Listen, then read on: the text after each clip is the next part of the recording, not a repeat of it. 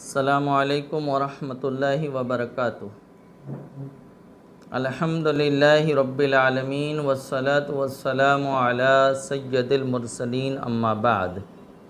अस्सलातु वस्सलामु अलैका या रसूलल्लाह, अस्सलातु वस्सलामु अलैका या हबीबल्लाह सल्लल्लाहु ताला अलैहि वसल्लम।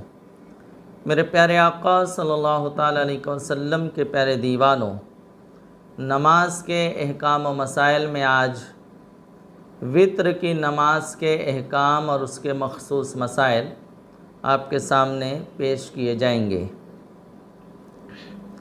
वित्र की नमाज वाजिब है।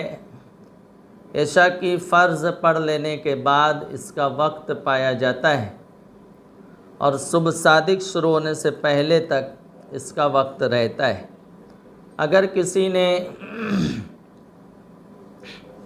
इशा की फ़र्ज़ नहीं पढ़ी है तो उसकी वित्र की नमाज पढ़ेगा तो भी नहीं हो सकती, क्योंकि उसका वक्त ही इशा की फ़र्ज़ पढ़ लेने के बाद है। इसी तरह से इसकी तीनों रकात में क़िरात वाजिब है।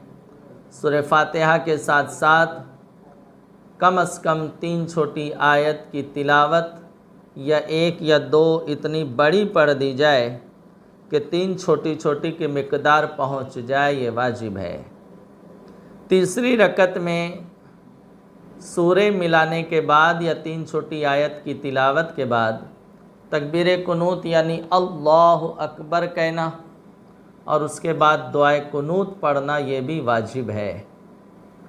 रहा हाथ उठाना वो सुन्नत है, लेकिन उसके लिए अल्लाहु अकबर ये वाजिब है और दुआए कुनूत पढ़ना ये भी वाजिब है। अक्सर लोगों को दुआए कुनूत याद नहीं रहती, तो उन्हें याद करना चाहिए। दुआए कुनूत की जगह आप कोई भी दुआए मासूरा पढ़ देंगे, वाजिब अदा हो जाएगा। अल्लाहुम्मा रब्बना आतिना फिद दुनिया हसना व फिल आखिरति हसना व क़िना अज़ाबन्नार, ये पढ़ दिया। या ये भी याद नहीं है तो 3 बार अल्लाहुम्मा ग़फ़िरली कह देने से भी कुनूत का वाजिब अदा हो जाएगा। लेकिन ताजदार कायनात सल्लल्लाहु ताला अलैहि वसल्लम दुआए कुनूत में जिस दुआ का इंतखाब फरमाते वो मशहूर दुआ यही है जो मारूफ़ है और यही पढ़ी जाती है। अल्लाहुम्मा इन्ना नस्तईनुका व नस्तग़फिरुका व नुअमिनु बिका व नतवक्कलु अलैका व नुस्नी अलैकल खैर व नश्कुरुका व ला नकफ़ुरुका व नख़लअु व नतरुकु मन यफ़जुरुक।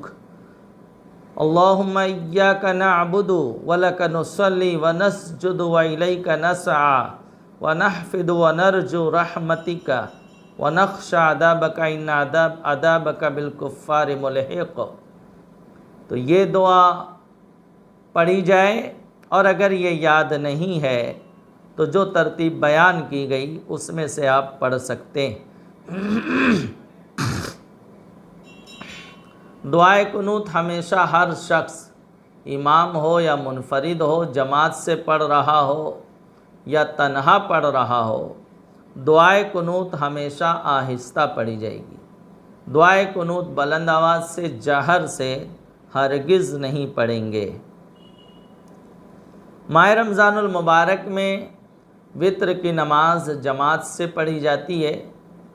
माह रमज़ान शरीफ में वित्र जमात से पढ़ना ये मुस्तहब है। अब अगर जिसने इशा की फ़र्ज़ जमात से पढ़ी है वो ही वित्र जमात से पढ़ सकता है, यानी वित्र इशा की फ़र्ज़ की ताबे है।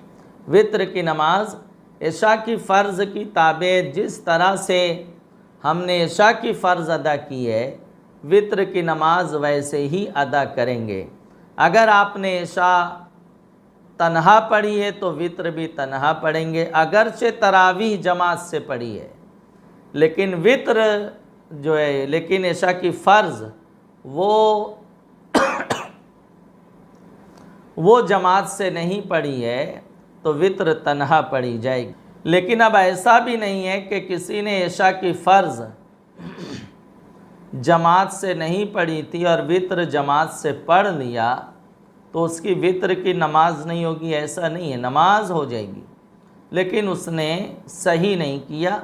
सही यही है कि जिस तरह से इशा की फ़र्ज़ अदा की गई उसी तरह से वित्र की नमाज अदा की जाए।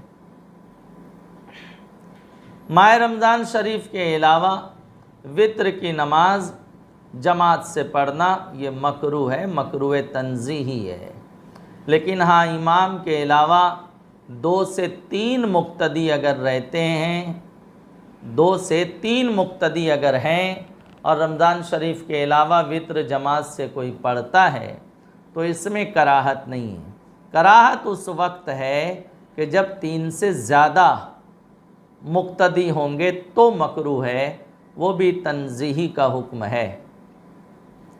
अब मसलन किसी को दुआए कुनूत वगैरह सही तौर से याद नहीं है या किसी का अभी तलफ़ुज़ वगैरह सही नहीं है और वो सही करने की कोशिश में लगा हुआ है, तो उसके लिए हुक्म ये है कि जो सूरतें सही है वो उन्हीं की तिलावत करे, और अगर अभी सूरतें सही नहीं हुई हैं तो ये हुक्म है उसके लिए कि वो हर नमाज किसी सही पढ़ने वाले की इक्तिदा में पढ़े। फ़र्ज़ भी, वित्र वाजिब भी, सुन्नत भी, नफल भी, हर नमाज जमात से वो पढ़ेगा, उसकी नमाज सही होगी।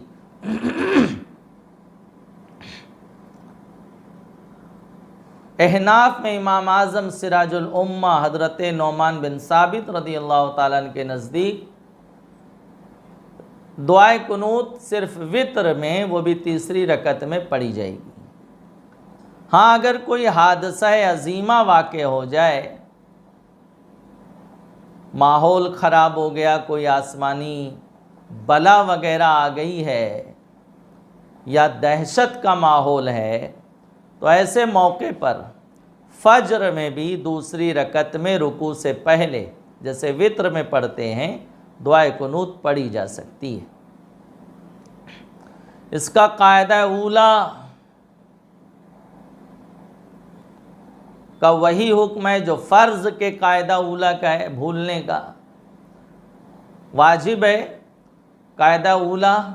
अब अगर कोई कायदे में नहीं बैठा और खड़ा होने लगा तो जब तक बैठने से करीब है याद आने पर बैठ जाएगा और बगैर सजदे सऊ के से नमाज पूरी करेगा। और अगर खड़े होने के करीब हो गया तो अब खड़ा ही हो जाएगा और अब सजदे सऊ वाजिब होगा। माह रमज़ान शरीफ में पूरे माह में अगर कभी ऐसा हो जाए कि इमाम कुनूत की तकबीर कहने के बजाय, दुआए कुनूत पढ़ने के बजाय रुकू में चले गए तो अब लुक़मा देने की इजाज़त नहीं है और ना इमाम को खड़े होने की इजाज़त है। अब अगर जिसने लुक़मा दिया उसकी नमाज फासिद हो जाएगी, क्योंकि लौटने की इजाज़त ही नहीं है। तो वो उसे लौटाना चाहता है, वो उसे फेरना चाहता है, तो उसकी नमाज फासिद हो जाएगी। उसने गैर ज़रूरी काम के लिए इमाम को लुक़मा देना चाहा है तो नमाज टूट जाएगी, नमाज फासिद हो जाएगी। अब इमाम ने उसका लुक़मा ले लिया तो चूँकि वो मुक्तदी जो लुक़मा दिया है, लुक़मा देने के सबब से वो नमाज से रुखसत हो चुका, वो नमाज से बाहर हो चुका है। गैर मुक्तदी का लुक़मा लेने से इमाम की भी नमाज फासिद हो जाती है।